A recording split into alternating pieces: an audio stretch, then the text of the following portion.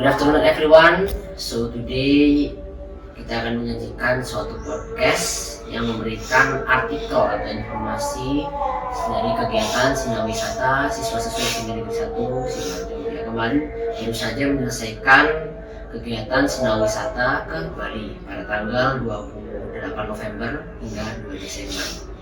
Di sini di hadapan saya semuanya adalah teman-teman dari kelompok 4 podcast 9C. Sebelumnya bisa diperkenalkan Mas, namanya siapa? Rasbira Utomo, saya absen 11 dan peran saya di sini sebagai pemangku adat Bali. Nama saya Mas Agung Nugraha, saya absen 17, peran saya di sini adalah sebagai tokoh agama. Perkenalkan, nama saya Safarina Dian Putri, absen 27. Saya di sini berperan sebagai pedagang.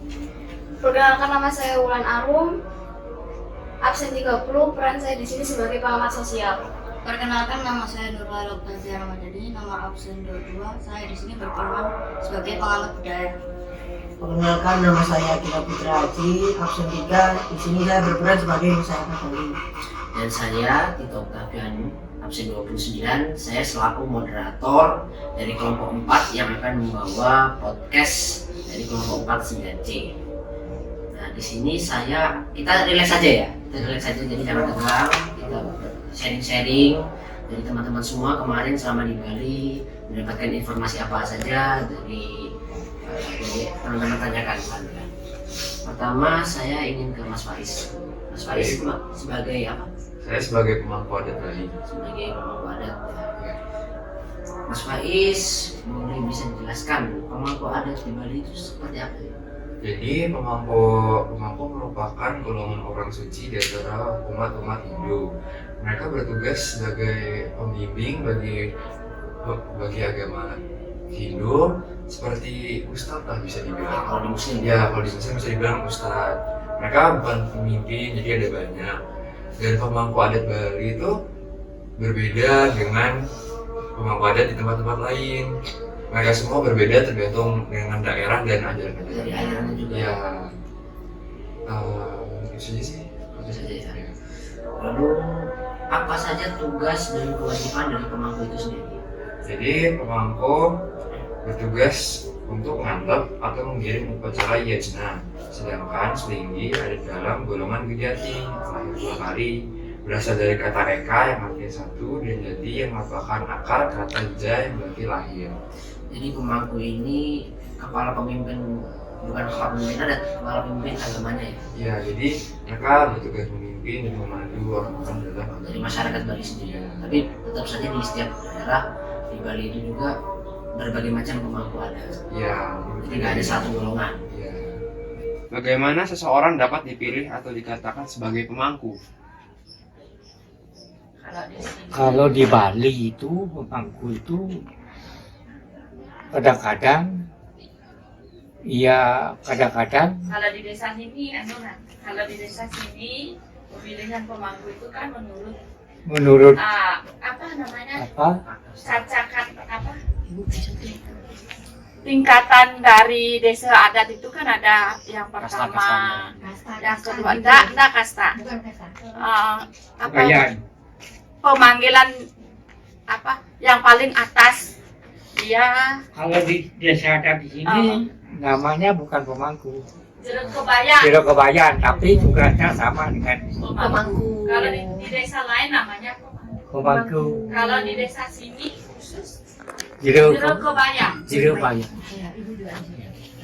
jeruk kebaya. Kalau jeruk kebayan itu sebenarnya bukan di mana-mana aja. Memang kalau desa ini kan namanya desa kuno. Ya. Iya, Bapak. Desa kuno, makanya yang sama dengan derajatnya pemangku itu adalah namanya Jilbabayan. Yang menyucikan itu memang desa adat, desa pekraman.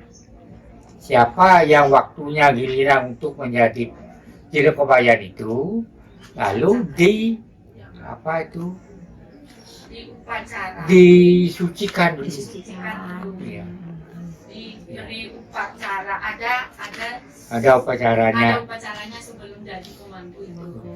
Dia Bertapa di sini dulu, di dapur rumah adat itu rumah adat itu selama 1 minggu untuk ala meditasi gitu. meninggikan ciptanya.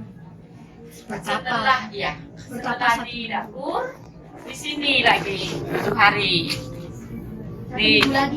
Iya, itu diiringi sama seketruni kayak adik gitu. Ya, itu yang mengiringi dia. Itu seketruni. Saja dan siapa saja yang menjadi tanggung jawab yang harus dijalankan oleh seorang pemangku. Yang bertanggung jawab kalau di sini desa pekraman. Ya, misalnya di sini desa pekraman itu kan terdiri dari 78 orang. Itulah yang menanggung jawabkan ya berapa dia menghabiskan biaya untuk penyuciannya. Nanti desa yang menanggung. Baik, terakhir saya, apa saja perbedaan kedudukan serta kewajiban dari pemangku dan sulinggi? Kalau sulinggi itu kewajibannya itu adalah sebagai pendeta Yang berkasta itu. yang berkasta. Misalnya orang-orang Brahmana. Di sini tidak ada yang berkasta, semua sama, sudra. Sekarang untuk Mas Agung di sini berperan sebagai tokoh agama. Mas Agung, kalau kita bicara soal agama, kita tahu ya di Bali itu mayoritas masyarakatnya penganut agama Hindu. Iya. Agama Hindu, jadi 1 tahun di Bali itu mereka merayakan Hari Raya Nyepi untuk umat agama Hindu. Nah, dalam Hari Raya Nyepi itu ada satu golongan masyarakat yang bertugas sebagai pengaman Hari Raya Nyepi atau yang disebut dengan pecalang. Nah, bisa dijelaskan sih tugas dari pecalang itu apa saja? Tugas yang pecalang itu 1, yaitu mengamankan dan membuat lancar kegiatan tersebut. 2, itu tugas dia itu memberitahu ke orang-orang tentang aturan-aturan yang orang-orang itu belum mengetahui, belum ngerti. 3, menertibkan dan memberi sanksi jika ada orang yang melanggar aturan tersebut. Jadi selain mengamankan juga menertibkan ya? Iya. Karena tentunya mereka juga punya tanggung jawab dari Hari Raya Nyepi juga. Karena kan ada beberapa aturan sosial yang mungkin masyarakat dari luar tidak paham dan itu dibina oleh mereka. Ya. Oke. Selanjutnya saya ingin tanya tentang toleransi. Toleransi di Bali memang sangat kental ya, Mas Agung. Iya. Dalam aspek apa saja sih toleransi itu bisa diwujudkan? Itu kita harus menghormati dan menghargai kebudayaan ibadah-ibadah mereka. Terus yang kedua saling memahami dan jangan mengganggu dia kalau dia sedang beribadah. Mewujudkan toleransi banyak caranya. Jadi indikatornya dulu kita lihat. 1, menghormati dan menghargai keberagaman orang lain. Kalau kita menghargai dan menghormati keberagaman ibadah orang lain dan berikan orang beragama yang berbeda dengan kita. Kedua, indikatornya adalah menyadari dan memahami kebutuhan beragama orang lain. Intinya itu kita menghormati ya. Iya, Meskipun ada perbedaan juga kita harus menghormati karena itu budaya mereka. Baik, terima kasih ya Mas Andi. Ya. Selanjutnya untuk Reina tadi sebagai Pedagang. pedagang.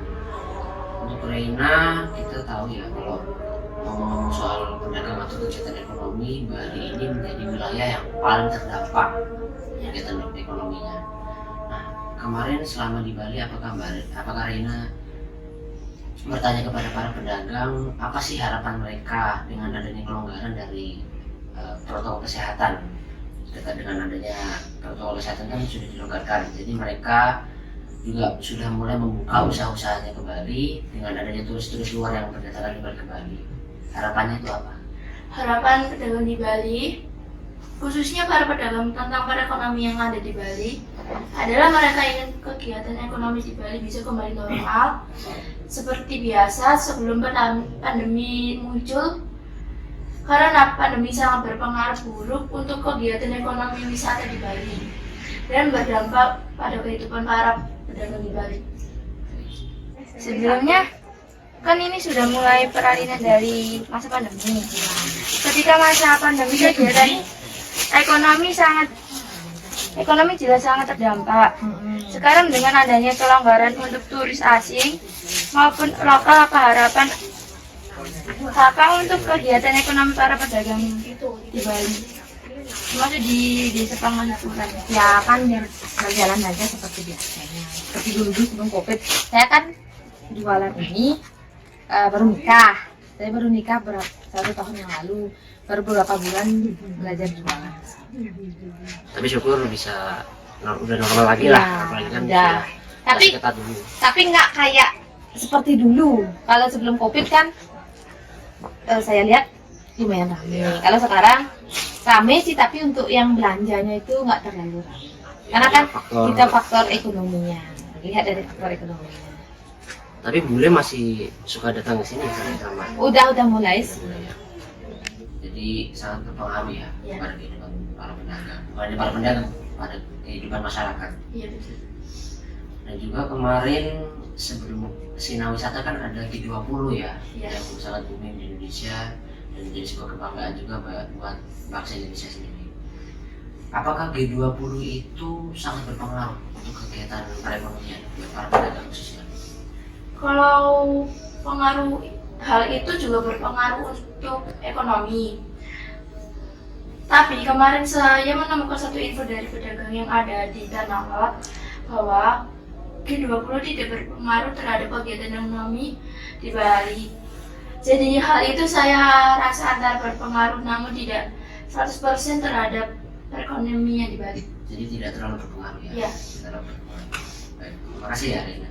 Selanjutnya Arum sebagai Pengamat sosial. Pengamat sosial. Pengamat sosial tentang kegiatan-kegiatan sosial ataupun hal yang berkaitan dengan sosial. Iya. Nah, untuk Arum saya ingin bertanya. Tentunya banyak sekali turis domestik atau internasional yang berdatangan ke Bali, khususnya untuk mas bapak bule-bule ya, atau turis internasional. Nah, apakah para turis internasional ini bisa beradaptasi dengan kebudayaan yang ada di Bali? Karena kan kebudayaan kita dengan kebudayaan orang-orang luar itu kan beda. Dan bagaimana cara mereka menanggapi kebudayaan kita atau kebudayaan warga Bali sendiri? Jadi memang dengan adanya turis luar yang berdatangan ke Bali, tentunya kebudayaan mereka sangat berbeda dengan kebudayaan kita. Tetapi kita sangat bersyukur karena para turis bisa beradaptasi dengan kebudayaan kita dan mengagumi kebudayaan kita sehingga mereka mendapatkan suasana yang nyaman ketika berlibur di Bali. Jadi dari kenyamanan itu mereka tahan lah ya untuk berlibur di Bali atau sering datang ke Bali. Kalau pengaruhnya ada tidak? Maksudnya pengaruh itu dengan masyarakat Bali sendiri? Kalau pengaruh sih memang ada beberapa sentimen tentang perbedaan budaya. Namun antara turis luar maupun lokal mampu memahami perbedaan budaya, khususnya budaya Bali sendiri. Jadi ada pengaruhnya ya. Baik, terima kasih Arum. Selanjutnya Laila sebagai pengamat budaya. Untuk Laila, kalau kita bicara tentang budaya, ada pengaruhnya nggak terhadap industri wisata? Dari industri wisata tersebut berpengaruh nggak ke kebudayaan orang Bali? Ada pengaruh secara positifnya, seperti masyarakat Bali memperoleh manfaat ekonomi serta kebudayaan Bali dirangsang lebih agresif sehingga berkembang revitalisasi kebudayaan.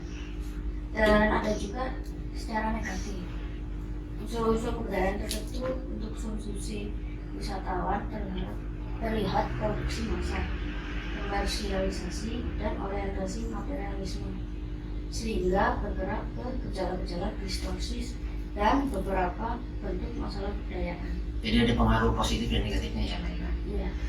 Lalu apakah budaya di Bali itu mengalami perubahan? Karena kan kita tahu dengan adanya turis internasional yang berbeda kebudayaannya dengan budaya orang kita, apakah hal tersebut menjadi pengaruh terhadap kebudayaan orang Bali sendiri? Tidak, karena orang-orang Bali sudah dididik dari kecil untuk mengerti budaya mereka seperti cara adat dan keagamaan. Baik, terima kasih ya Laila. Dan yang terakhir ada Akila. Iya. Akila di sini sebagai Saya berperan sebagai masyarakat Bali. masyarakat Bali ya. Nah untuk Akila kemarin selama di Bali rame nggak?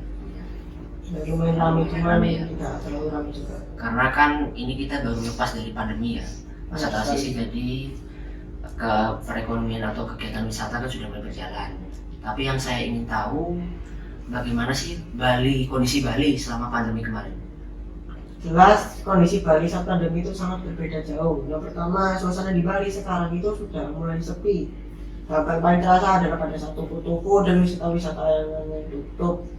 Nah, itu bule-bule atau turis sudah tidak kelihatan lagi di Bali atau jarang ketemu. Ya, karena ada hari tertentunya dia sudah kembali ke negaranya masing-masing. Sudah situ saja. Baik, terima kasih Mas Agil. Jadi sangat pengaruh ya pandemi itu. Sangat berpengaruh sekali.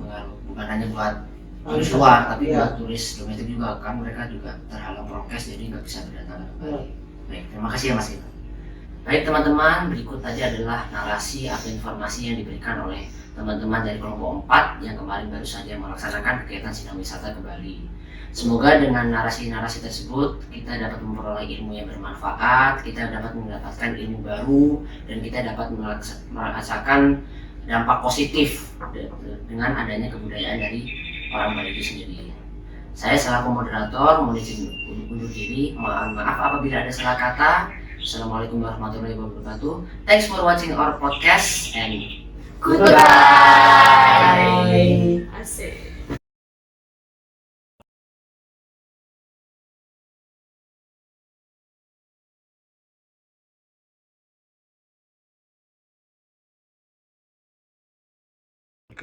Menghormati dan menghargai keberagaman orang lain itu dalam apa saja bisa